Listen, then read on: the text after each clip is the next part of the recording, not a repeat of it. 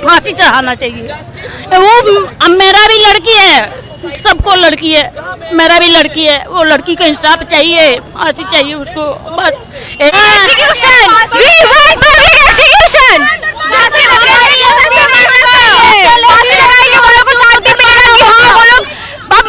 मौत देना चाहिए कि उनको क्या रूह कांपनी चाहिए कि नेक्स्ट टाइम से ऐसा कोई सोचे ना। रिस्पेक्ट करते हैं लड़की लोग का, ताकि हमें सेफ फील हो, हमें कुछ करने का मौका मिले। बस बेटी पढ़ाओ, नहीं होगा इससे कुछ, हमें सीखना होगा, ये करना होगा, बेटों को भी कुछ नहीं होगा। बेटों को भी थोड़ा संस्कार करके रास्ते पे चल सके। रात के 10 बजे क्यों 7 बजे रेप नहीं होता है क्या? जब वो स्कूल में रेप हो गया, कॉलेज में सॉरी वहाँ रेप हो गया, तो क्या कहीं रेप नहीं हो सकता? लड़की तो बीच रास्ते पे आजकल सेफ नहीं है, वहाँ लोग देखते रहते हैं लेकिन कोई किसी की मदद नहीं करता है। कल रक्षाबंधन है, हम लोगों को बस यही मांगना है हर लड़कों से, हर भाई से कि हमें बस इतना आप गिफ्ट दीजिए कि हम लोग सुरक्षित रहें। हर एक भाई से ये संकल्प चाहता हूँ, कसम खाओ कि बहन किसी की भी हो, तुमसे उसे डर कभी नहीं लगना चाहिए।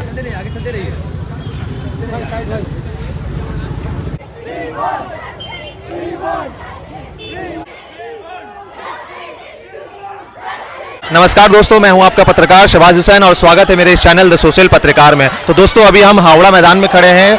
यहां पर देख सकते हैं आप कि हज़ारों की तादाद में लोग आए हैं यहां पर वो जो प्रोटेस्ट कर रहे हैं यहां पर, और आप देख सकते हैं यहां पे कितनी भीड़ है। मैडम, आज हर महिला इस देश की क्या कहना चाह रही है उस बेटी के लिए और लड़की के लिए? हम इंसाफ मांग रहे हैं। जो लड़की का दरिंदों जो मारा है, उसको अत्याचार किया है, उसको फांसी चढ़ाना चाहिए। वो मेरा भी लड़की है, सबको लड़की है, मेरा भी लड़की है, वो लड़की का इंसाफ चाहिए, फांसी चाहिए उसको बस। यही कहेंगे हम लोग। आज हम लोग की भी नाती है, नाती वो भी सियान होगा, वो भी वही जाएगा, लेकिन फांसी होगा उसको, फांसी दे उसको, जो करेगा हम लोग के ठंडा हो जाए। लड़की एक बच्ची के नचोर के खा गया, वो लोग दरिंदा लोग नचोर के खा लिया बस। अभी तो एक ही आरोपी पकड़ा गया है। अभी आप लोग क्या मांग कर रहे हैं कि सरकार और जल्दी महादेव सबको पकड़ा जा, फांसी लागो, दरिंदों को फांसी लग जाओ। हम महादेव से ईमान आएंगे।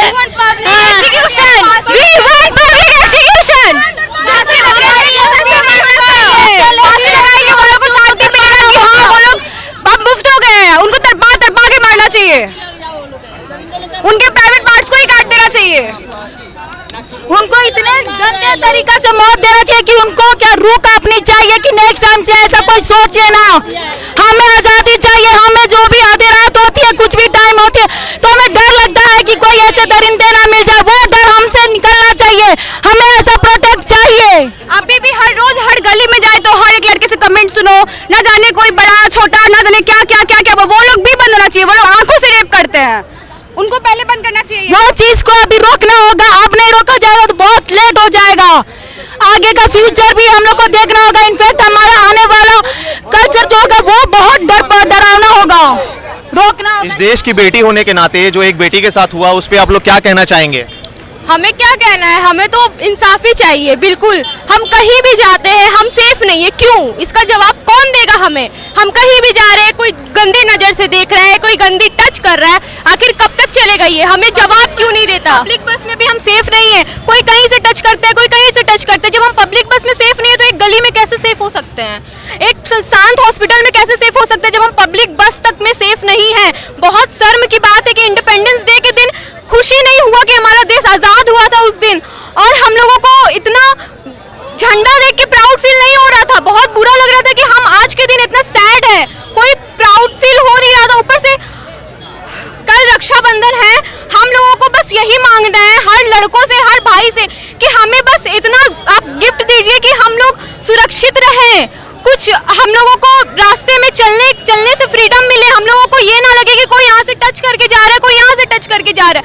हम लोगों को आराम से, सिर्फ देश को अच्छा करने से नहीं होगा, अपने मन के हर किसी को अपने मन को अच्छा करना होगा कि हर एक लड़की खुले आम सर ऊंचा करके रास्ते पे चल सके। रात के 10 बजे क्यों 7 बजे रेप नहीं होता है क्या? जब वो स्कूल में रेप हो गया, कॉलेज में सॉरी वहाँ रेप हो गया, तो क्या कहीं रेप नहीं हो सकता? लड़की तो बीच रास्ते पे आजकल सेफ नहीं है, वहाँ लोग देखते रहते हैं लेकिन कोई किसी की मदद नहीं करता है। कुछ लोग की वजह से हमारे पेरेंट्स हमें 6 बजे के बाद घर से निकलने नहीं देते हैं, बोलते हैं कॉल पे कॉल आने लगते हैं। आखिर क्यों, मेरा सवाल ये है, आखिर क्यों ऐसा होता है? लड़के तो 12 बजे रात को भी निकलते हैं तो उनसे तो कोई कॉल नहीं जाता है, लेकिन हमें कॉल आता है। क्यों? क्योंकि हम सेफ नहीं हैं। हम सेफ क्यों नहीं है? हमें जस्टिस चाहिए, हम लोगों को जवाब चाहिए, हमें जस्टिस चाहिए, हमें फ्रीडम चाहिए। हम लोग ऐसे नहीं रह सकते। देश तो आजाद कर दिया, हमें कब आजाद करेंगे? हमें जवाब चाहिए। बेटी पढ़ाओ बेटी बचाओ सिर्फ नहीं होता है, एक्चुअल में करना भी होता है। बेटों को भी कुछ सिखाओ। কি বলতে চান আপনি? আমি এটাই বলতে চাই যে আমাদের দেশে আজকে থেকে এই ঘটনা ঘটছে না, কিন্তু কখনো কখনো মা বাবাকে হুমকি দিয়ে হয়তো চেঞ্জ করানোর চেষ্টা করছে। তাই আমরা আজকে যে সিবিআইকে দিয়েছি সেটা মানে আমরা নিজেরা ভরসা করতে পারছি না যে এটা সত্যি বিচার হবে কিনা। কিন্তু আমি একটা কথা বলবো, হয় আমাদের পাবলিকের কাছে ছেড়ে দিন, এর বিচারটা আমরা দিতে রাজি আছি। আর না হলে জাস্টিস খুব তাড়াতাড়ি, কারণ আজকে 10 দিন হয়ে গেল হয়তো, কিন্তু সেটার বিচার এখনো হয়নি। বুঝতে পারছি না, এই নিয়ে টেনশনও আছে, চিন্তাও আছে, কিন্তু we want justice, we want justice, we want justice. इस तरह की घटनाओं के लिए शब्दों में कोई अभिव्यक्ति नहीं हो सकती है। आज जब हम कहते हैं कि हम 21वीं सदी की सभ्य समाज के लोग हैं तो कभी ना कभी ये चिंतन करने का विषय होता है कि क्या हम मनुष्य कहलाने के योग्य हैं? सभ्यता या असभ्यता या देव या दानव होना इस बात पर निर्भर करता है कि आपकी सोच क्या है, आपके विचार क्या हैं। बेटियों को स्वतंत्रता देना या बहनों को पढ़ाना लिखाना वो तो हो ही रहा है। हम 21वीं सदी के विकसित भारत बनने जा रहे हैं, लेकिन जब सोच अगर गंदी रहेगी, जो जननी है, जो जन्मदात्री है, उसके प्रति इतना घृणित सोच, इतनी गंदी सोच रखना कि खाली उसे एक वासना का, उपभोग का एक विषय वस्तु मान लेना, समाज के घोर पतन, घोर रसातल का कारण बनता है। किसी भी प्रकार की कोई घटना घटती है उसके पीछे कोई ना कोई कारण जरूर होता है, और उस कारण का जब पर्दाफाश होने की घड़ी जब आती है तब वो लड़की है, वो बेटी है, वो किसी की बहन है तो उसके साथ में गलत कर दिया जाए, जघन अपराध कर दिया जाए, उसका सील हरण कर लिया जाए।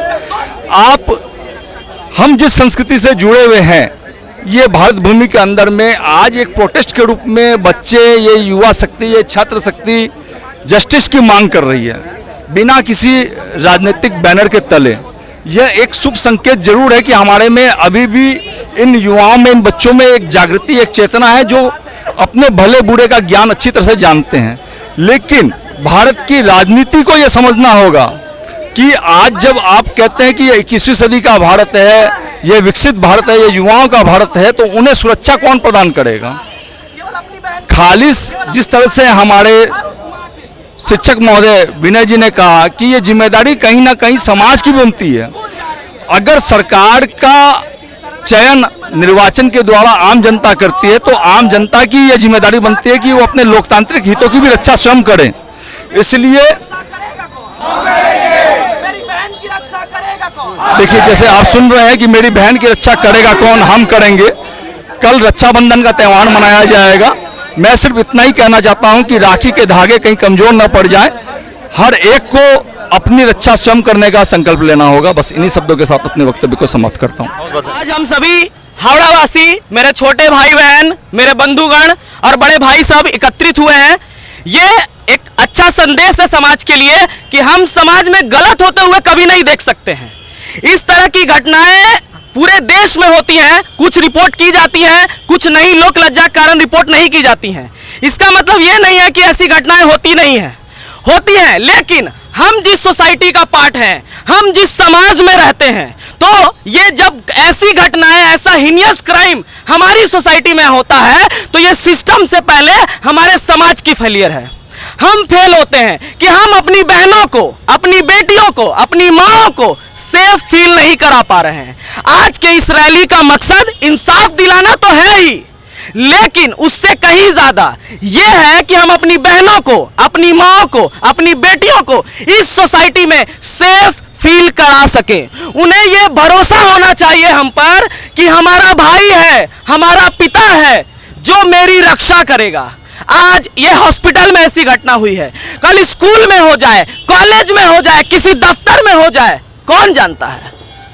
तो हम जिस सोसाइटी का पार्ट है, हमें शर्मिंदा नहीं होना है, हमें अपनी बहनों की नजरों में नीचे नहीं गिरना है। इसीलिए इस्राएली का मेरा मकसद यही था कि मेरी बहनें, मेरी माताएं, समाज की बेटियां सुरक्षित महसूस करें। इंसाफ तो मिलना ही चाहिए। डॉक्टर के साथ जो गलत हुआ है तो हुआ ही है, लेकिन हम जिस सोसाइटी का पार्ट है उस सोसाइटी में हर एक लड़की को सेफ फील करवाना ये हमारी जिम्मेदारी है। रक्षाबंधन है कल, मैं हर एक भाई से ये संकल्प चाहता हूं, कसम खाओ कि बहन किसी की भी हो, तुमसे उसे डर कभी नहीं लगना चाहिए, उसे सेफ महसूस होना चाहिए। यही सबसे बड़ा गिफ्ट है उसके लिए, यह रक्षाबंधन का गिफ्ट है उसके लिए। धन्यवाद आप सभी का, आप सभी एकजुट हुए गलत के खिलाफ। यह हमारे समाज के लिए एक बहुत बड़ा संदेश है। धन्यवाद।